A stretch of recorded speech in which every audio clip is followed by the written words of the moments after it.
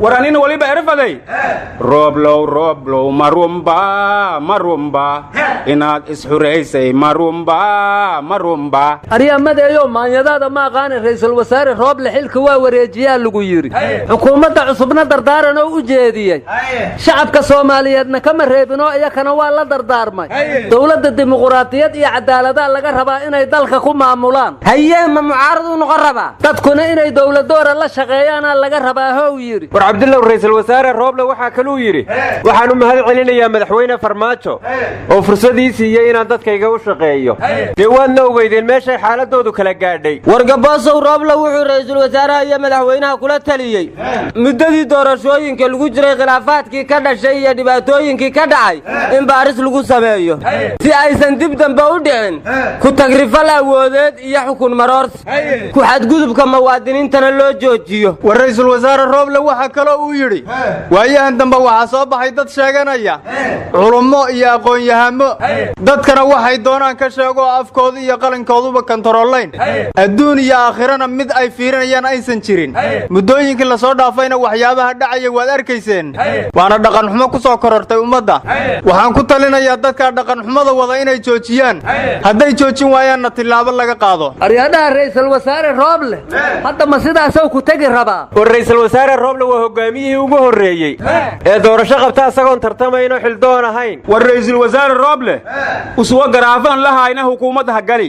waan usoo garaafan lahayna shaatisheediyo ku bahi warmadeeyo taas aday kula tahay waxa la yiri nin xil qaaday eed qaad war ra'iisul wasaare Rooble wuxuu ahaa ra'iisul wasaarihii u horeeyay oo ra'iisul wasaarihii ka horeeyaan xilka kala wareegin war ra'iisul wasaare Rooble maanta soo dhawaada miyuu yiri mise nabadgelyo yiri war Rooble maanta dawladda Puntland kaalintii ay doorashada ka qaadatay ma sheegay war dawladda Puntland soo musharaxiinta ka mid ma ahayn ورانين ولي بعرفدي روبلو marumba inaad isxureysay marumba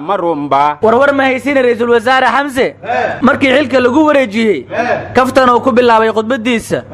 wuxuuna yiri Rooble ra'iisul wasaarihi hore hadaan ku yiraahdo waxaan ka baqayaa inaad dareento darbi weyn inuu kugu soo dumay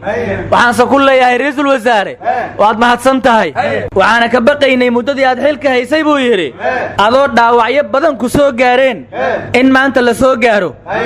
laakiin ilaahay ma dhihino waxaad ku badbaaday tusbaxa yarka ducadaada iyo daacadnimadaada ariyadaha ra'iisul wasaare Xamse waxa kale uu yiri ummadda dadka ka laaya iyo kuwii badbaadiyay muddo yarka kadib isku mid ay u noqdaan laakiin anigu waxaan ballan qaadayaa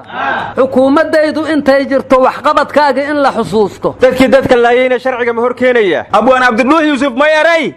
joogtadu ka talin male timaadadu odoras male tagtaduna hasuus male ku dheelma miyaa tiri warawood la gub ra'iisul wasaare Xamse waxa kale uu yiri amniga waa sugaynaa sababtoo la'aantiis wax qabsoomi kara ma laha ra'iisul wasaare Xamse waxa kale uu yiri shaqo kasta oo wanaagsaneyd ee xukuumaddii Rooble meesheedii laga sii wadayaa wasiirkii wanaagsanaa ee xukuumaddii Rooble kamid ahayna waa soo noqonaya marka qaar badan oo farxay oo qoslayaan arkayay war hadal badan han ma buuxshe ra'iisul wasaare Xamse waxaan dhihi lahay nimay ku artaa howl haysa war dalaalow ra'iisul wasaarihi ma wuxuu gaaray inaad u mahmaahdo war maanta Soomaaliya ninkii madax u noqday cid kasta waa u mahmaahaysa oo ishooday ka arkeen war xil wareejintii ra'iisul wasaaraha gudoomiyaha aqalka sare Cabdi Xaashi oo ka hadlay waxa uu yiri maadaama madaxda hadda joogta ay yihiin kuwa dalka joogay oo aan qurbaha ka imaanin wixii dhacay way og yihiin waxna way ka qaban karaan waana lagama maarmaan in amniga dalka la sugo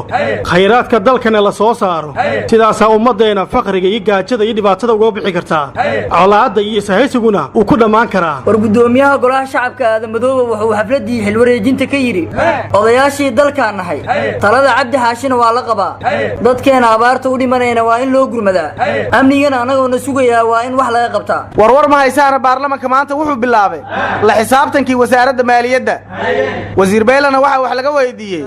miisaaniyadihii sanadihii la soo dhaafay war xeerlaaliyaha guud miyaa weydiiyay war garyaqaanka guud baa waxay weydiin kara miyaanu oran war sanado ka hor haayay may wal link weydii walaagi shalay aanib una mahasuusno war Soomaalidu inay ilowsho dhowdahay horaa loo sheegay eedaadka soo mara umul baa ilowday miyaan horay loo dhihin war wasiir Beele maanta baarlamaanka hortiisa wuxuu ka sheegay waraaqihiina ku tusay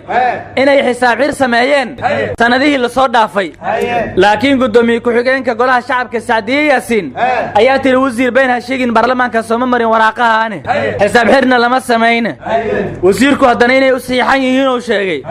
kadibna waxay tiri saxiix kuuma haystee baarlamaanka inaan la soo marsiinaan kugu haystaa marka doodii baarlamaanka oo maanta dheeraatay beriyaa loo ballamay warbeyle waraaqaha mamaday mursal baa meel mugdiya ugu saxeexay guda wariya madaynin kunabto Abdulshadaylah ka saxiixi